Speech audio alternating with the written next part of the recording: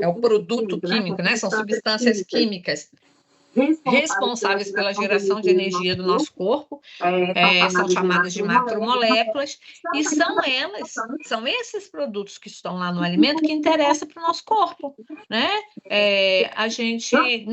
O alimento, quando a gente olha para ele para a gente representa gosto, né?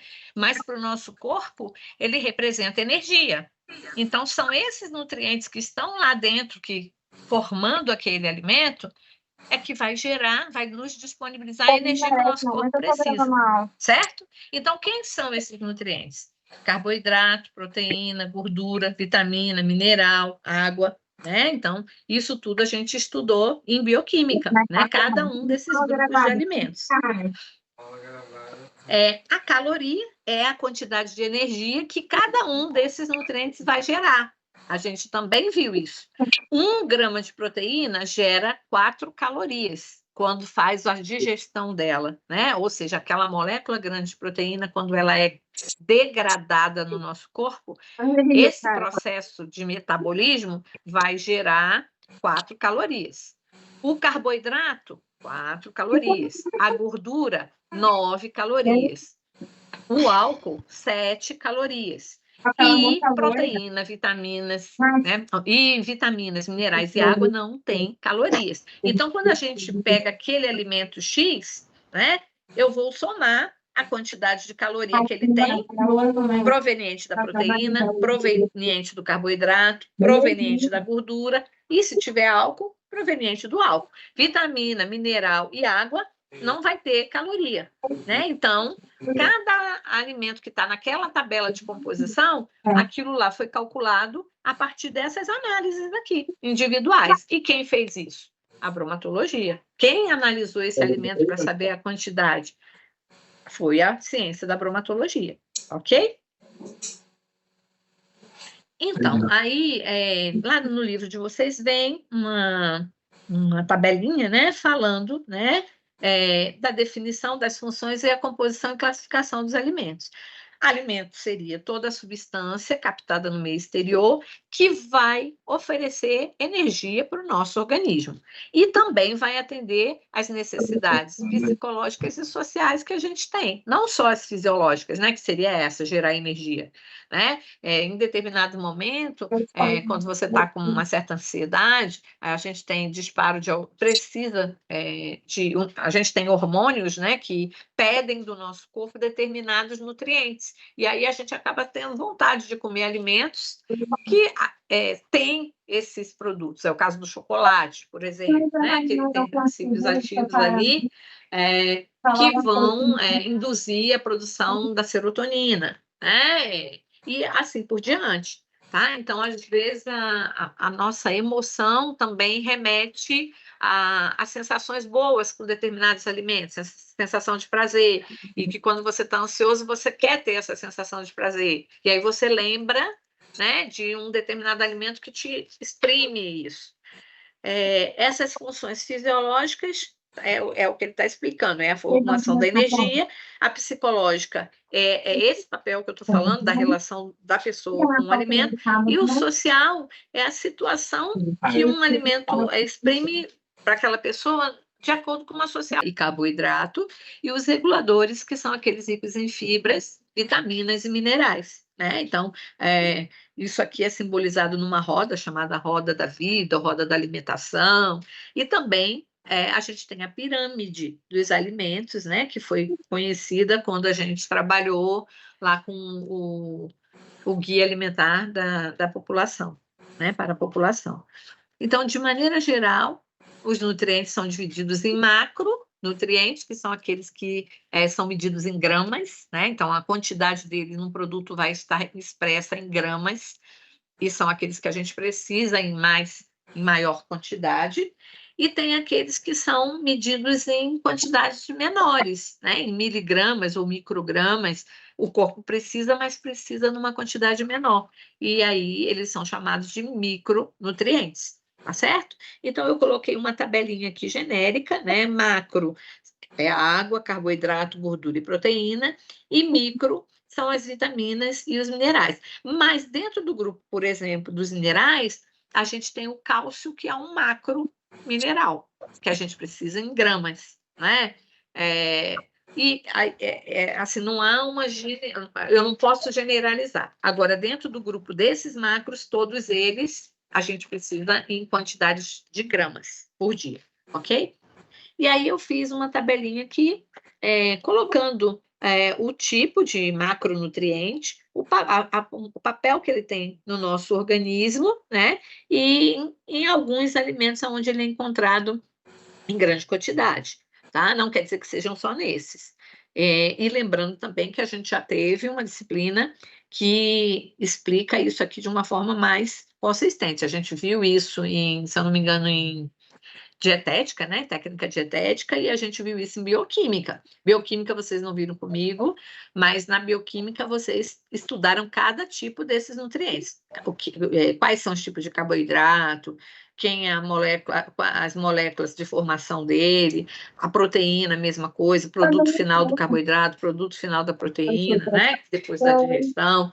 A gente falou isso tudo lá em bioquímica. Aminoácidos podem ser utilizados no seu corpo para produzir hormônios, enzimas, novos tecidos, como é que chama? Células de defesa, né? Imunoglobulinas, leucócitos, né? O tecido de defesa do corpo é produzido, hormônio, tudo é produzido pela nova junção de aminoácido com outras substâncias que o seu corpo tem. Isso é bioquímica, né? Então, primeiro ele foi degradado, catabolismo, e depois ele vai construir novas substâncias, anabolismo, certo? Então, a partir daquela carne que você comeu, ok? Então, esse é o metabolismo da proteína, do carboidrato. Ela pode até gerar energia também. Lembra que em cada 1 grama de proteína, a minha célula pode transformar, se eu não tiver carboidrato, se eu não tiver gordura, ela pode transformar aquele aminoácido em energia, mas vai dar mais trabalho para a minha célula, né? Então, o corpo entende que é melhor eu poupar a proteína e deixar para construir essas outras coisas do que gastar a proteína para gerar energia. Olha a sua pergunta, Fagner, né? Então, o corpo, a nossa célula, ela é inteligente. Se você precisa de energia rápida, não vai ser a proteína que vai te dar. O carboidrato, né, ele é chamado de energético justamente porque ele libera na corrente sanguínea a forma mais rápida de que a célula tem de gerar energia, que é a glicose. Agora, a gente tem outros tipos de produto final de carboidrato, né? A gente tem a ribose, a sacarose, a lactose. Sacarose, lactose e amido são formas complexas ainda, ou seja, ela não está totalmente digerida, né? A sacarose é um açúcar dímero, ela tem 2 moléculas. A lactose também. O amido é um polímero, né? Uma molécula grande que tem mais de 10 unidades de glicose. O glicogênio é um açúcar de reserva, que fica dentro do músculo e do fígado. A celulose é um açúcar que a gente não consegue digerir, é a fibra. Mas o produto final mesmo, de energia, né, que o nosso corpo vai usar, é a glicose. Às vezes a gente pode ter a frutose e a galactose, que também são 2 açúcares simples, né, que é uma bolinha só. Mas a nossa célula também tem trabalho de transformar primeiro eles em glicose, para depois gerar energia. Tá? Então, a gente aprendeu isso em bioquímica. O lipídio, ele é formado, né, o produto final dele, né, vai ser liberado daquilo que forma ele, que são os ácidos graxos ou gliceróis, né, ou triglicerídeos, os cerídeos, os fosfolipídios e os álcools, os esteróides. Os minerais, aí a gente tem vários, aqui eles colocaram só alguns, cálcio, fósforo, sódio, potássio, que não está aqui, que é importante também, o cloro, o enxofre, o ferro, o magnésio, o zinco, o iodo, que é super importante para a nossa tireoide, o selênio, né, magnésio e manganês. Vitaminas, aí a gente tem o grupo das lipossolúveis, A, D, E e K, e as hidrossolúveis, que é o grupo B, B1, B2, B5, B6, B10, B9, né, B12. Então, a gente tem cada vitamina com uma determinada função no nosso corpo. E alguns outros compostos, como taninos, mimosina, saponinas, que são substâncias que vão participar de reações químicas entre as nossas células, que vão excitar ou fazer com que elas fiquem mais paradas, né? Embora não venham participar da queima da energia. Elas podem excitar o funcionamento da célula para que ela produza mais energia ou retardar a reação de geração de energia. Tá? Ou funcionar como tampões, né, para neutralizar o pH do sangue ou aumentar o pH do sangue. Então, assim, esses compostos, eles estão na nossa corrente sanguínea para participar das reações bioquímicas, mas não vão especificamente ser elementos condutores de energia. E aí, aqui nessa tabelinha, ele está falando um pouquinho, né, de cada um desses macronutrientes, dos carboidratos, né, como eu já tinha falado, que são aqueles responsáveis pela geração mais fácil de energia do nosso corpo, né, e quando você consome o carboidrato, você evita que o seu organismo quebre a energia. Primeiro, a proteína que está circulando no seu sangue, né, na verdade, é o aminoácido que está circulando no seu sangue para gerar energia, porque aminoácido é um produto nobre que vai formar outras substâncias ou outros tecidos. Então, o corpo economiza utilizar aminoácido. Agora, se o seu corpo não tem carboidrato nenhum no sangue, não tem glicose, não tem ácido graxo, que é a reserva de gordura, na forma de triglicerídeo, né? Se ele não tem nenhum dos dois e tem aminoácido livre, ele vai queimar o aminoácido. Se não tem aminoácido livre, ele vai degradar primeiro o glicogênio no seu músculo, né? Que está guardado no músculo, que está guardado no fígado. Se não tem glicogênio de reserva, que é o que acontece com as pessoas que estão muito tempo sem comer, aí ele vai começar a queimar gordura e proteína para transformar em glicose, né? Usar uma via diferente, que a gente estudou lá em bioquímica também, que é a gliconeogênese, né? Então, ele pega esses produtos, transforma em glicogênio e depois quebra esse glicogênio em glicose. Então, o nosso corpo ele é uma usina química. Quando a gente estudou bioquímica, foi justamente para entender como é que os alimentos entram nessa história, né? Daí a importância da nossa alimentação. O nosso corpo funciona porque a gente come, porque a gente oferece essas macromoléculas e essas macromoléculas que estão nos alimentos vão ser transformadas em energia e permitir que cada célula do nosso corpo cumpra a função dela. Tá? Então, na verdade, é isso que ele está dizendo. As gorduras vão ser também produtores de energia, depois do carboidrato é o que o seu corpo escolhe para gerar energia, mas ele também não é só gerador de energia. A gordura transporta vitaminas que participam do nosso metabolismo e que participam da formação de tecidos do nosso corpo, como as vitaminas A, D, E e K, né? Que são as lipossolúveis. As proteínas, que são essenciais para formação dos nossos tecidos. Então, no período de crescimento, né, no período da infância e adolescência, a nossa cota de proteína é um pouco maior porque o corpo está formando tecidos, né? Esses tecidos estão sendo ampliados de tamanho. E aí a gente tem um requerimento um pouco maior. Depois disso, na vida adulta e como idoso, a gente já está com o nosso corpo formado, estabilizado. A gente só vai precisar de uma cota maior de proteína se houver situações específicas, igual eu expliquei para o Fagner, né? Se eu for atleta, e aí eu vou especificar o tipo de esporte que eu estou fazendo para poder avaliar se realmente a proteína é o nutriente que eu vou usar mais ou menos. E em situações de doença, que eu também posso precisar de mais ou menos de acordo com a doença que eu tenho. Por exemplo, um paciente que tem problema renal, eu vou ter que diminuir a proteína dele. Vou ter que aumentar, nem a carboidrato eu posso aumentar, eu tenho que aumentar mais a gordura, porque muitas vezes o paciente renal tem também distúrbios de glicemia. Então, eu não posso aumentar a dieta dele no açúcar, eu vou ter que aumentar na gordura, mas aí eu vou usar gorduras boas, vou fazer dietas que tenham gorduras boas. Então, dependendo da patologia, eu vou saber qual é o nutriente que eu vou ter que aumentar e qual é o que eu vou ter que diminuir, tá bem? Então, isso é o que a gente está dispondo aqui. Em relação aos micronutrientes, como eu falei, são aqueles que a gente precisa em menor quantidade. Oi, Thaís, estou vendo a sua mãozinha? Bom dia, professora. Bom dia. Bom dia. A todos. Então, professora, e como funciona essa queima de calorias no pós-parto? Porque o que está acontecendo comigo? Eu fui numa nutricionista, ela passou o cronograma todo da minha alimentação, eu estou fazendo certinho, mas eu não estou perdendo peso. Será que eu perco medida? O que pode estar acontecendo nesse requisito? Então, Thaís, cada um tem um momento de voltar. Normalmente, tanto no período da gestação quanto no pós-parto, o seu organismo ele tenta economizar energia para você produzir leite, né? A produção do leite, ela consome uma certa energia. Se ela fez uma dieta muito drástica para você, às vezes até você perde. Se ela não fez uma dieta drástica, o seu corpo tende a ter um metabolismo mais lento para poder deixar que aquele alimento que você consumiu seja utilizado para gerar queimado de energia para produzir leite, né? Para se transformar, aumentar o grau de produtividade das suas células mamárias. E aí o seu metabolismo fica mais lento, né? Então, varia de pessoas para pessoas. Outra coisa, a questão hormonal. Às vezes, os hormônios metabólicos seus podem estar lentos ainda, porque no período da gestação, né, e logo depois do parto, a ideia é fazer com que o seu organismo fique tranquilo, para que você produza o leite, para que você fique calmo. Então, tudo é uma programação metabólica que acontece em você. Quando tem pessoas que elas são muito elétricas e logo depois que ganham o bebê, elas começam a ter já o seu metabolismo reativado. Isso não acontece com todo mundo, varia de pessoas para pessoas. Pode ser essa uma das causas, né? Então, não é ético da minha parte julgar a dieta que ela fez, né? Então, sugiro a você que você faça o contato com ela e peça para ela rever a dieta. Às vezes ela não retirou a quantidade de caloria necessária para você perder. Você pode estar ela pode ter feito um cálculo mais alto porque você iria amamentar e ela ter feito uma programação mais alta de cálculo calórico pensando nisso e isso está atrapalhando você emagrecer porque você não está gastando tanta energia assim na produção, tá bem? Então são vários fatores que podem estar fazendo interferência. Mas a minha sugestão é que você converse com ela para ela fazer esse ajuste, tá bem? Obrigada. Elisa, sua mãozinha. Oi, professora, bom dia. Bom dia.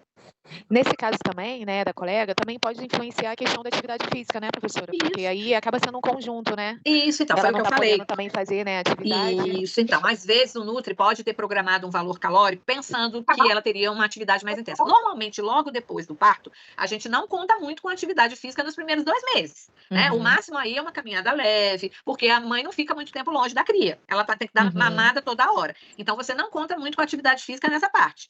Você conta mais com o gasto calórico que ela tem na produção intensa desse leite. Só que se você faz um cálculo muito alto, e como a pessoa não está fazendo essa atividade física, né?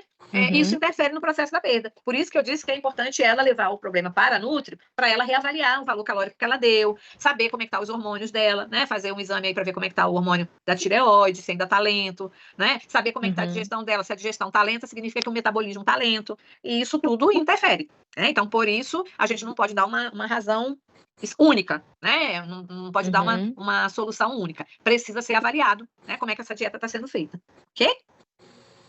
Ok, Danilson, nada. Danilson? Oi, Danilson, tá cortando a sua fala. Eu não estou conseguindo te ouvir, meu querido. Tenta ver se você reabilita seu microfone. Oi. Oi. Tá ouvindo? Agora sim. Oi, pode falar. Oi, Danilson. Caiu de novo, você. Professora. Sim. Só tá saindo? Manda no chat. Só ouviu, professora? Não saiu mais nada. Agora.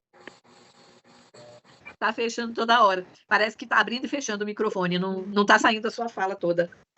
Você quer escrever algo lá no chat para ver se eu consigo ler? Okay. Professora? Oi. Eu só escuto professora. Não sai mais nada, Denilson. Aqui. Bom, então eu vou deixar você colocar alguma coisa no chat e vou adiantando aqui, tá? E aí eu tô com o chat aberto aqui. Se você conseguir fazer o microfone funcionar, a gente te dá a voz de novo. Bom, aí aqui na questão das vitaminas, só também como uma recordação, porque a gente já tinha visto isso, né? A gente tem as funções delas e as fontes. As primeiras aqui são as vitaminas A, D e K, que são as lipossolúveis, né? A função de cada uma delas, e os alimentos que são fontes. E no finalzinho da lista a gente tem o complexo B e a vitamina C, né, que fazem parte das hidrossolúveis, as funções que elas têm no corpo e os alimentos que elas são fontes. Não quer dizer que elas só existam nesses produtos. Quer dizer que nesses produtos, essas vitaminas estão em maior oferta. Tá? De uma maneira geral, a gente diz que as vitaminas A, D e K, elas são vitaminas plásticas, porque elas fazem parte da composição dos nossos tecidos, de alguma maneira. Algumas delas participam de reações enzimáticas também, como é o caso da vitamina A, né, como é o caso da vitamina D, que em algumas vezes também interferem em algumas reações com a fixação do cálcio no osso. E o complexo B e C são vitaminas metabólicas, ou seja, participam do processo de geração de energia, tá ok? Todas elas são importantes no nosso corpo para funções variadas. Aí aqui tem o restante das Bs, né, que com o nome delas, científicos, e a numeração com a qual elas são conhecidas na literatura, ok? Isso também já tinha sido visto. Os principais minerais, esses gráficos estão lá no livro de vocês, tá? Que eu sintetizei, mas eles estão lá. Vamos ver, o Danilson escreveu. A paciente pós-parto, querendo perder gordura e emagrecer, é viável passar uma dieta com déficit calórico? Então, se ela for uma paciente obesa, sim. Tá? Porque ela vai usar as reservas dela para queimar, para gerar energia para a produção desse leite. Se ela for uma paciente de peso normal, aí, assim, que está só com aqueles quilinhos a mais, né? 2, 3 quilinhos a mais, e quer perder, aí não. Aí a gente não deve reduzir, tá? E mesmo a paciente obesa, a gente trabalha com um limite de redução. A gente não faz uma redução drástica, mas a gente pode, sim, fazer uma pequena redução, partindo do princípio de retirar aqueles alimentos que têm caloria extra e que ela não precisa usar, tipo açúcar, fritura, né? Produtos que têm excesso desses elementos, né? Então, aí a gente pode estar usando eles restringindo esses produtos na dieta, tá? Então, esse déficit calórico não pode ser muito grande, mas se ela tiver com obesidade, ele pode sim acontecer, tá? A gente tem uns cálculos calóricos reduzidos para paciente que tem obesidade, tanto no período da gestação quanto no pós-parto, tá bem? Bom, aí eu tô vendo a mãozinha da Francine. Pode perguntar. Professora, Sim. só pode repetir para a gente quais são as vitaminas metabólicas ali, porque elas são consideradas... Complexo B e C, Ah. tá? Todas essas daqui, da C para baixo. Todas do complexo B que são consideradas hidrossolúveis, tá? Uhum. E as Por que elas são plásticas, consideradas metabólicas? então, que vai participar da queima dos nutrientes no processo da bioquímica lá, celular, né? Que vai gerar energia na hora que o aminoácido, que o carboidrato, que a gordura, que o ácido graxo é queimado para gerar energia, precisa da presença dessas vitaminas nesse processo. Principalmente a B2, a B6 e a B3 são as mais utilizadas nessa geração de energia. Então tá bom, obrigada. Bem? Então, aqui, como eu falei, estão todos os minerais que a gente precisa, né, com uma quantidade mais significativa, e os alimentos fontes, tá? Assim como as vitaminas. E aí, volto a lembrar, essa tabela está lá no livro de vocês.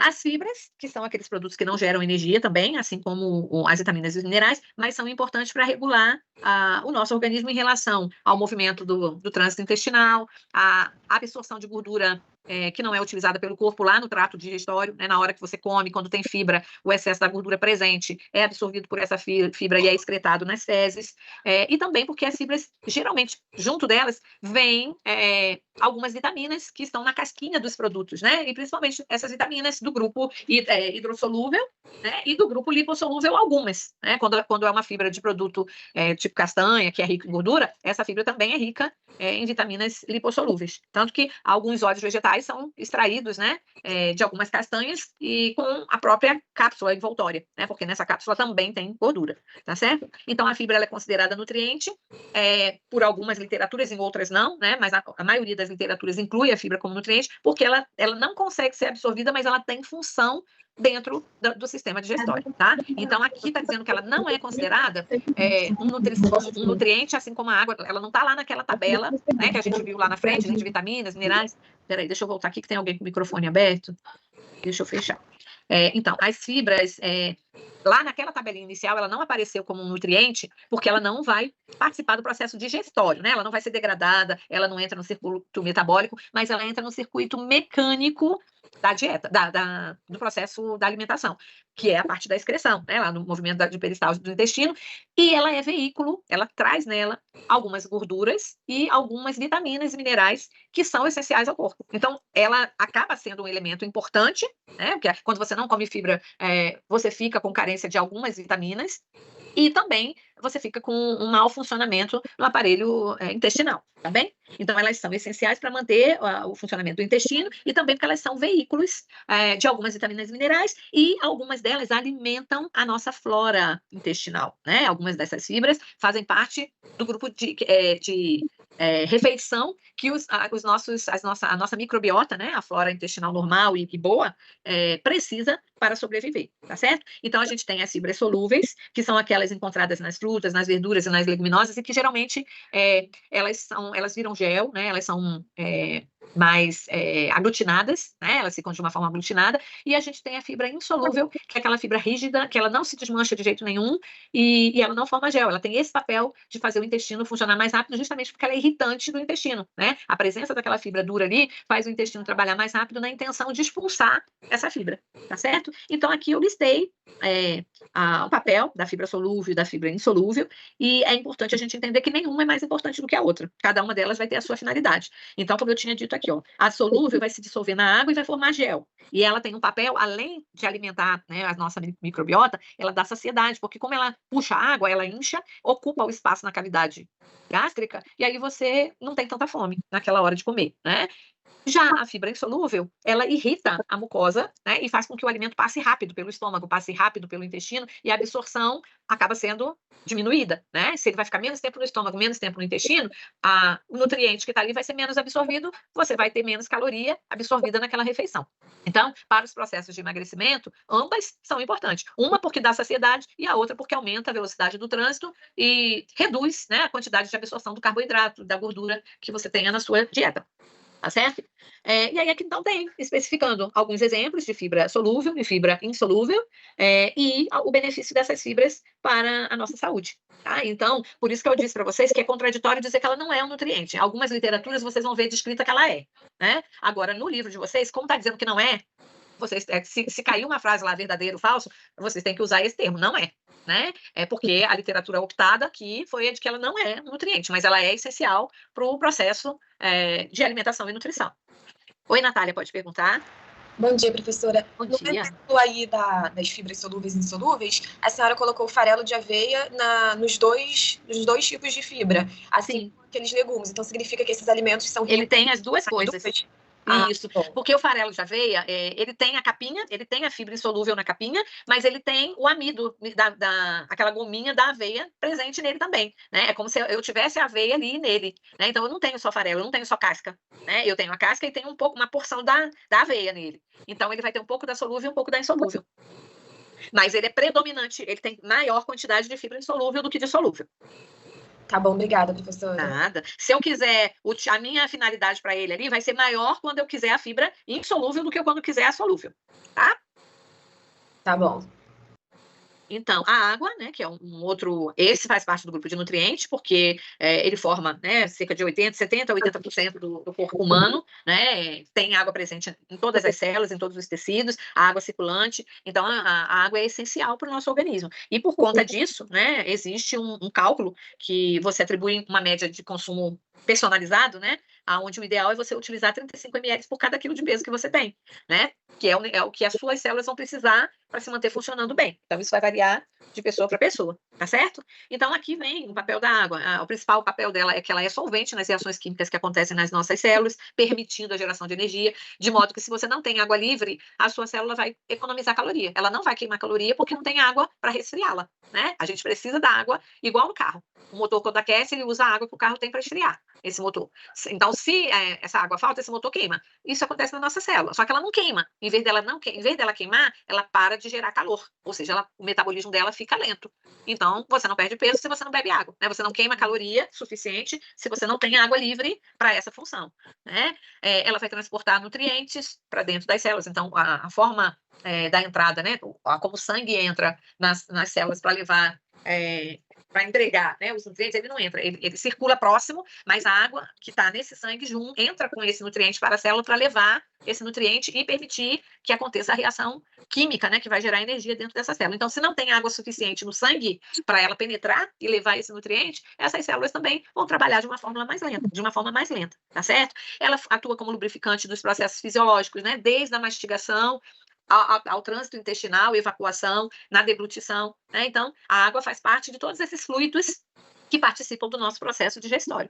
E, além disso, ela também regula a nossa temperatura corporal e a nossa pressão arterial, né? A quantidade de água no sangue pode aumentar a nossa pressão, se essa água estiver retida muito ali, por presença de sal excessivo, por exemplo, né, na nossa dieta.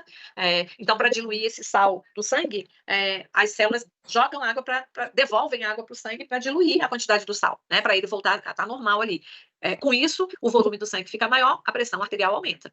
Por o contrário, né, se você tem uma doença que está consumindo muita água da sua corrente sanguínea para resfriar a sua célula por um processo de febre ou um processo de degradação de algum micro-organismo, né, no processo inflamatório, por exemplo, a quantidade de água cai, a volemia baixa, né, e aí você tem uma hipotensão, que é o que acontece muito com quem está com dengue, né, por exemplo.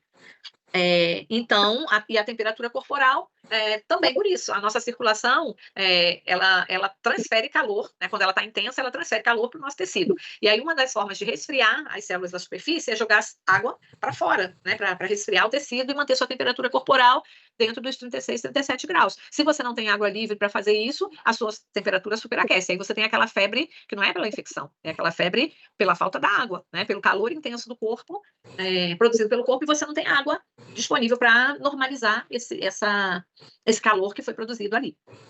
Eu tenho a mãozinha do Danilson e da Maristela. Podem falar primeiro, Danilson, que dá um mãozinho aqui para mim. Bom dia. Bom dia. Você estiver no chat, está ouvindo agora, professora? Agora estou. Essa questão da água, porque como eu trabalho num ambiente muito quente, eu sempre vinha sentindo dores de cabeça, inchaço e a minha digestão era péssima. Eu não me monitorava, né, sobre beber água. A primeira coisa que eu fiz foi colocar uma garrafa de 2 litros do lado e aumentei para 50 ml por quilo. Isso, hoje ótimo. Eu utilizo quase 5 litros de água por dia. Isso. E aí, eu ouvi vídeos, né, sobre, você vai beber muita água, vai sobrecarregar o rim. E eu, por conta própria, fui buscando conhecimento e comecei realmente a fazer o uso da água. E aí eu acabei melhorando 100%. Dor de cabeça, inchaço, porque eu vejo muitas pessoas reclamando, tô com dor de cabeça, tô sem ir no banheiro, tô com a digestão péssima. E quando você vai ver, o primeiro item que eu acho a ser corrigido, ainda mais essa parte da nutrição que uma pessoa procura o profissional por essa questão, é a água, porque eles não bebem. Exatamente. Então, foi bom você falar. Assim como a gente falou lá da proteína, né, que pode aumentar ou diminuir, dependendo do que a pessoa faça, a água também. Então, pessoas que trabalham em ambientes muito quentes vão ter um requerimento de água maior, porque ela vai precisar dessa água para resfriar o corpo, né? Então, se você não tem, o corpo começa a reter a água que você tem. Aí você não vai urinar a quantidade certa, né? Vai inchar, vai acumular na sua corrente sanguínea substâncias tóxicas que vão te dar dor de cabeça, né? A sua digestão vai ficar mais lenta, porque você não pode gerar caloria, né? Então, claro que vai aumentar. Do mesmo jeito que se você trabalha em local muito frio, você vai fazer xixi toda hora, né? E aí tem gente que vai querer não beber água, porque vai fazer xixi toda hora para poder eliminar o excesso de água e o seu corpo ficar um pouquinho mais quentinho, né? Então, isso é fisiológico, né? A gente vai ajustar a quantidade da água, a necessidade que o corpo tem em relação ao tipo de ambiente que você vive, ao tipo de trabalho que você faz, tá? Então, super importante essa sua observação. Maricela? Oi, bom dia. Bom dia. Queria colocar, né, assim, essa questão da água é muito importante também em idosos, né? Nós acabamos de fazer aí isso em idoso. O idoso, ele tem muito, assim, né, vamos dizer assim, quando ele tem uma diarreia, o idoso fica totalmente esquecido. Então, a suplementação aí, a água, seja ela em água mesmo, né, ou em algum produto rico em água, é muito importante para o idoso, né? Isso. Foi bom você lembrar, porque tem dois grupos, né? Tanto idoso quanto criança. Eles não referem à sede, né? O idoso não refere porque o sistema nervoso dele fica mais deficitário e ele não percebe. O que é sede? É quando o seu sistema nervoso percebe que a quantidade de água na sua corrente sanguínea está baixa. E aí o centro da sede manda uma ordem para você sentir sede e beber água. Isso tem que acontecer tanto para o idoso quanto para a criança. Mas na criança, ela não expressa isso, né? Ela não tem essa percepção, esse centro ainda não está muito aguçado e ela não tem essa percepção. E no idoso, esse centro está muito desgastado. E aí também não tem a percepção. Então, nem a criança nem o idoso têm a percepção da sede, não bebem a água na quantidade certa, porque não regulam, né, a dosagem de água e não sentem a sede, né? O adulto, o adolescente, né, a criança maior, já sente a sede, né? Sente a percepção. Então, você vai lá, mesmo que você não esteja controlando o volume, você acaba tendo a sede, vai lá e bebe água. Mas esses dois grupos não. Né? Então, a gente tem que estar mais atento. Sim, e na criança especial também, né? Isso, a criança especial, ela não tem essa percepção, definição. Não fala, né? Da sede e não percebe o momento que ela precisa da água, tá bem? Outra questão que eu ia te perguntar é, na menopausa, essa questão da água, que nem a gente está falando desse calor, né? Da adequação corporal, calor. Isso. Então, a água, ela tem esse papel também? Vai ter esse papel, porque na menopausa a mulher fica com essas mulheres que têm, aí volto a te dizer, são situações específicas, né? As mulheres que têm o sintoma, né, do calor intenso, da sudorese intensa, ela vai precisar aumentar a quantidade de água. Né? Não 0,035, sim, mais água. Você poderia aumentar um pouco essa quantidade, tá certo? E aí ir ajustando a necessidade de cada uma. Certo? E o controle do potássio, como é que fica nessa questão? Então, aí volta. Primeiro a gente tem que fazer exame para ver se está alterado ou não. Numa maneira geral, se for só uma questão de resfriar o corpo, você não vai mexer com nenhum eletrólito. Você vai dar só água. Agora, se você faz um exame de laboratório e vê que está reduzido, né, ou está aumentado, aí você vai diminuir ou aumentar o sódio e o potássio. Tá? O normal se ela come fruta, come verdura, né, ela está com a dose de potássio normal. Se ela não tem problema renal, ela vai estar consumindo um potássio de forma satisfatória. Agora, aí o sódio é que a gente tem que ver, porque tem gente que usa muito sal na dieta. E aí você não é aumentar o potássio, é diminuir o sal. Né? Então, isso tudo é ajustado caso a caso. Não tem uma normativa que você tem que aumentar o potássio ou tem que diminuir o sódio. E isso aí você vai, a partir da anamnese, é que você vai ver se aquela pessoa está consumindo muito sódio, vai saber se ela tem alguma alteração, olhando nos exames laboratoriais, se ela tem alguma alteração no equilíbrio eletrolítico. Agora, se ela não tem, você vai sugerir que ela beba água, não é eletrólito, tá certo? Mas assim, ela consumindo mais água do que o comum, ela vai ter a perda, não vai? Não, se ela está com aquele excesso da sudorese, ela está perdendo água. Você está dando para ela a água que ela está perdendo. Não é? Então você só está compensando. Ela vai fazer mais xixi, porque essa água vai circular mais no organismo dela. Mas não quer dizer que ela vai reter água. Né? Ela está perdendo a água na sudorese, teoricamente você está dando água para ela suar, para ela não esquentar tanto, de repente, né? e para ela repor aquela perda no processo da sudorese. A água não vai diminuir a sudorese dela, mas vai compensar a perda que ela tem por causa da sudorese. A sudorese dela é por conta do metabolismo alterado pela questão hormonal. Então, ela vai ter que usar a medicação que o ginecologista dela passar, né, a fórmula fitoterápica que for recomendada para esses sintomas reduzirem. A água ali é um paliativo para que ela não fique tão quente, para ela não sentir tanto calor e para ela repor o que ela está perdendo. Mas não é um tratamento. Não, sim, é que assim, eu tô ligando isso ao ganho de peso. Não, o ganho de peso é se ela não estiver fazendo xixi. Se ela estiver bebendo água e não estiver urinando, aí tem que olhar o que está acontecendo. É, porque se ela fede água e ela não tem água para fazer todo o processo metabólico dela, ela pode vir a ganhar peso, pode? Pode, porque aí ela vai reter água. Se você não dá água, ela vai reter a água que ela tem para manter a quantidade de água que o corpo precisa normal, ali para refrigerar. E aí ela retém. É o que o colega falou, ele estava inchando porque ele estava num lugar quente e ele não estava bebendo água suficiente. Vai acontecer a mesma coisa com ela, né? Ela está quente por causa do processo que ela passa da menopausa e ela não está bebendo água. Então ela vai reter a água, vai ter edema, né? Aquela água presa ali está fazendo mal para ela. Agora, se ela beber água, ela não vai aumentar de peso por isso. Vai até ao contrário, ajudar, porque ela vai começar a fazer xixi e vai melhorar essa sensação do calor. Não vai evitar, né? Mas vai ajudar a melhorar. Sim. Tá bem? Tá jóia, obrigada. Nada. A Joyce está com a mãozinha aumentada. Bom dia, tudo bem, professora? Bom dia, Joyce. Eu tenho uma pergunta referente também a idosos e água. Quando a pessoa tem incontinência, uma idosa, por exemplo, com incontinência, mas ela bebe a quantidade de água durante o dia, especialmente quando tá muito calor, tá? Eu vou especificar o caso da minha avó, que é bem idosa. Ela é relativamente funcional, ela só tem um problema no joelho, assim, que faz ela caminhar mais devagar.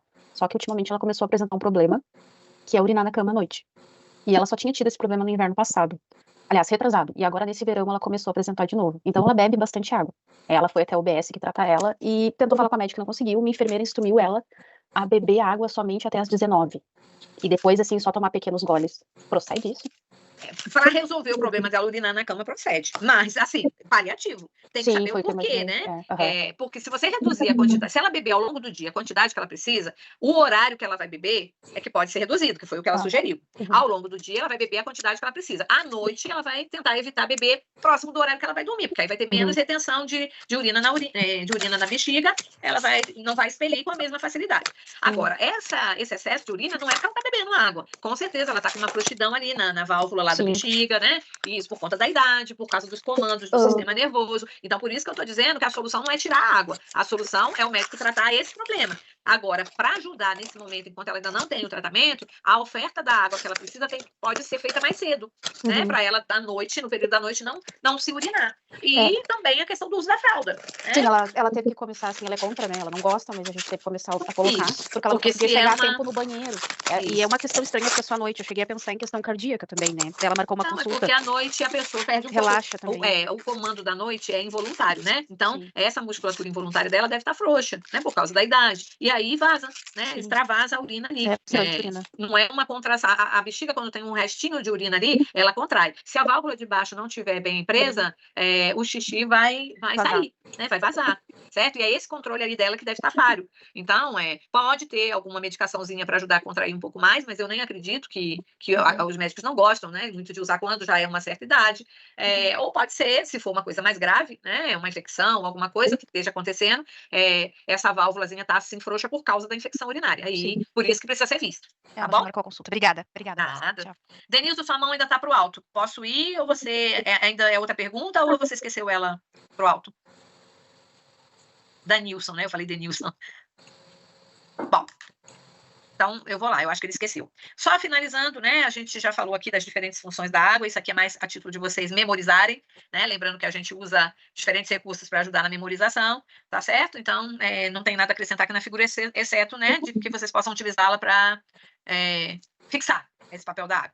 A questão dos grupos dos alimentos, né? Então, eu já falei para vocês que eles são agrupados de acordo com o nutriente que eles têm em maior quantidade, não significa que eles não tenham os outros, né? Então, esses aqui são os alimentos que são fonte de proteína, esses aqui são os alimentos que vão ser fontes de carboidrato, esses aqui vão ser os alimentos que são fontes de vitamina, e esses que são fontes de vitaminas e minerais são chamados de reguladores, os que são fontes de carboidrato e lipídio são chamados de energéticos, e os que são fonte de proteína são chamados de construtores, tá? Então, volto a dizer, leite não tem só proteína, ele vai ter gordura, ele vai ter carboidrato, mas o maior componente dele, em proporção, é a proteína. Assim como o pão vai ter proteína, porque ele tem trigo, e o trigo é um cereal que tem proteína, tá? Mas a quantidade de proteína dele é muito menor do que a que tem no leite. E, em compensação, a quantidade de carboidrato dele é muito maior do que a que tem no leite. Então, ele é considerado fonte de carboidrato. Tá? Então, essa tabelinha ela é feita a partir dessa composição.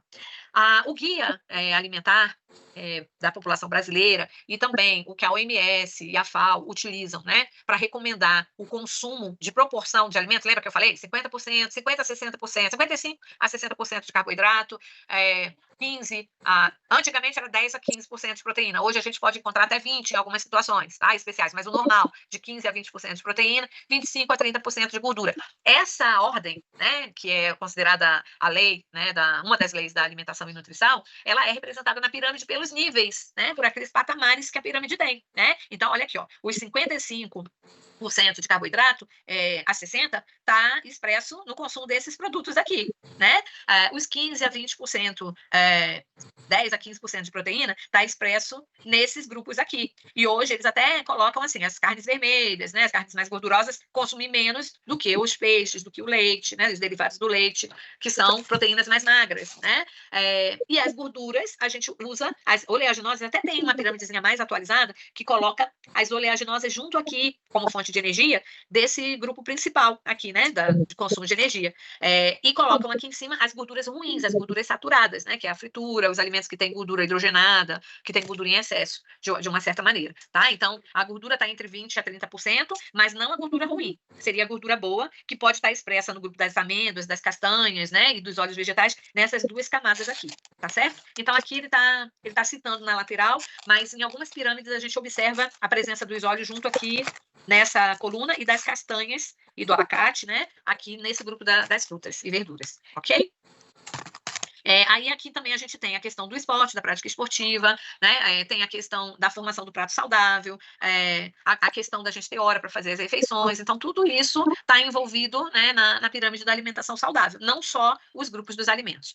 No manual no Guia Alimentar da População Brasileira, eles expressam a quantidade que a gente vai comer de cada grupo em porções.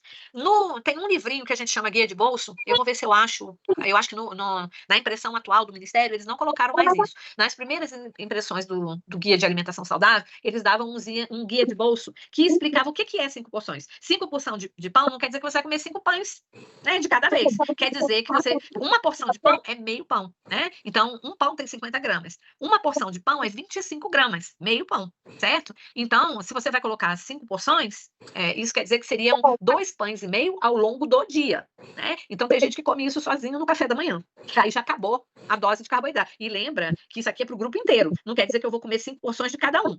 Então, 5 porções seria para aquela pessoa que tem uma quantidade calórica diária menor, né? Tipo 1.100, 1.200 calorias, ele iria comer 5 porções. Aquelas pessoas que têm uma caloria maior, 2.000, 2.500, pode comer até 9 porções.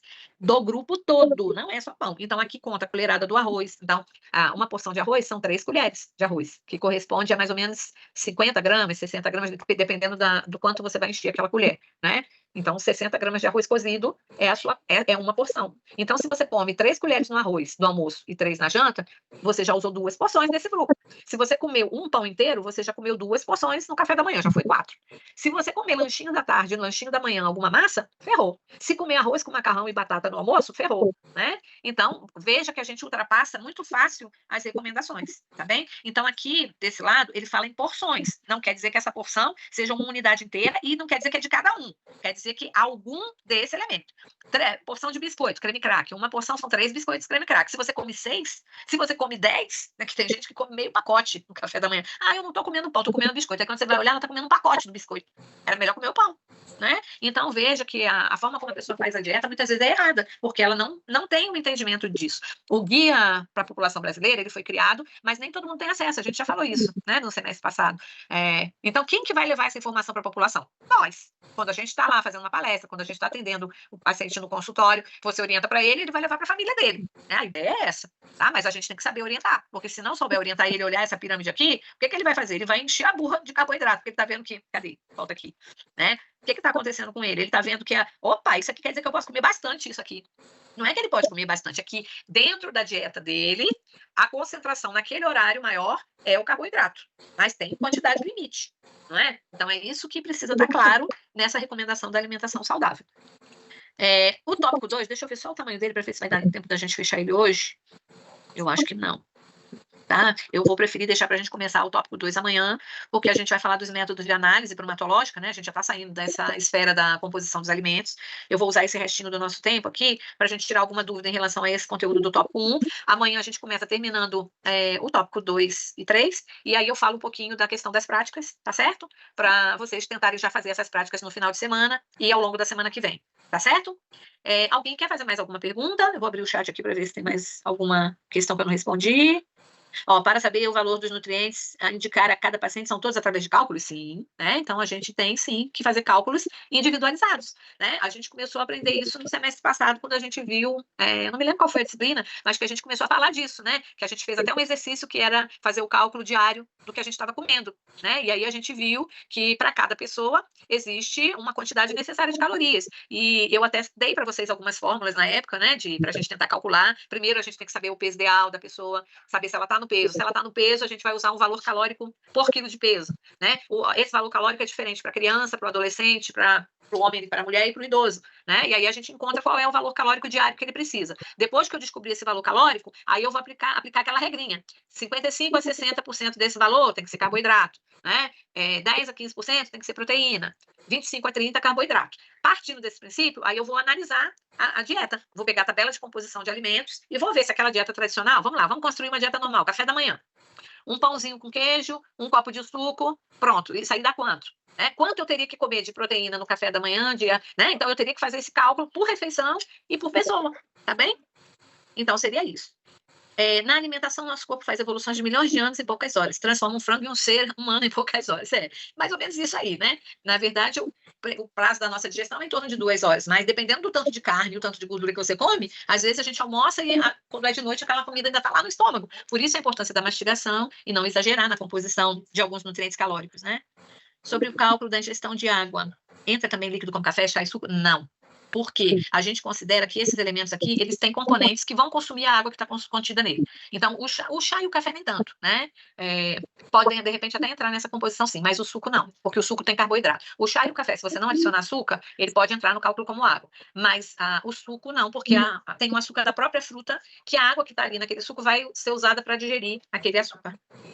Essa questão de água, por eu trabalhar... eu acho que esse aqui ele já falou, Danilson, né? Muitas pessoas confundem sede com fome. Então, o centro é o mesmo. A gente tem um centro não é que é o mesmo mecanismo. A gente tem um centro da sede e um centro da fome, né? Esses centros são ativados via mecanismos emocionais, nervosos, né? Então, se você está ansioso demais, às vezes você está até com sede, mas o seu centro confunde a informação, né? Então, realmente isso pode acontecer. Tem pessoas que compensam a sede com alimentos, né? Muitas pessoas, muito verdade. O que é síntese proteica? A síntese proteica é quando os aminoácidos que estão livres lá no seu organismo vão se juntar por um processo químico que a gente aprendeu em bioquímica e vão formar uma proteína. Chama anabolismo proteico ou síntese proteica. Do mesmo jeito que o seu corpo desmancha a proteína que está lá no frango, que está na carne, e libera aminoácido, que é o produto final, o próprio organismo pega esse aminoácido e constrói novas proteínas. Isso é uma síntese proteica e é chamado de anabolismo. Tá bem? Em relação ao seminário, é para entregar amanhã a introdução e objetivos. Pessoal, como eu não consegui terminar hoje esse tópico, eu queria fazer um trato com vocês, a gente jogar o nosso encontro de amanhã do seminário para a semana que vem, pode ser? Vocês concordam?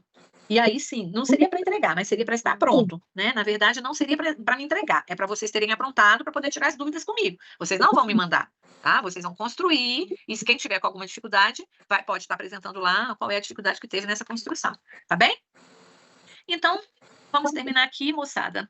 A gente faz o nosso encontro, então, de seminário amanhã. Eu vou colocar lá no grupo, tá? Essa informação, porque eu acredito que tenham pessoas que estão pagando aqui só o seminário, né? Eu acho que tem uma colega que estava aqui só fazendo isso. Tem um grupo de colegas que eu acho que estão só pagando, né? Então, seria legal a gente deixar isso avisado, né? Então, amanhã a gente se vê, no mesmo horário, para finalizar esse tópico e falar um pouquinho sobre o laboratório. Professora, sim. só uma dúvida em relação, então, à introdução e objetivos. Vai ficar para a semana que vem, para quinta ou para sexta? Não, para quinta. Aí a gente faz na quinta e sexta a gente tem aula normal, para continuar a unidade 2, tá bom? Tá bom, mas a gente, então, não tem que entregar para a senhora na quinta-feira. Não tem que entregar. É só a gente cumprir o calendário para vocês conseguirem fechar tudo no prazo, né? É uma questão de organização para vocês. Aí a gente vai discutir se vocês tiverem alguma dúvida e eu vou falar sobre a próxima etapa. Tá bom, então, bem? obrigada. Nada, meu bem. Então tá, meu povo, até amanhã. Ótimo dia para todos, bom estudo. Amanhã a gente finaliza essa unidade, tá?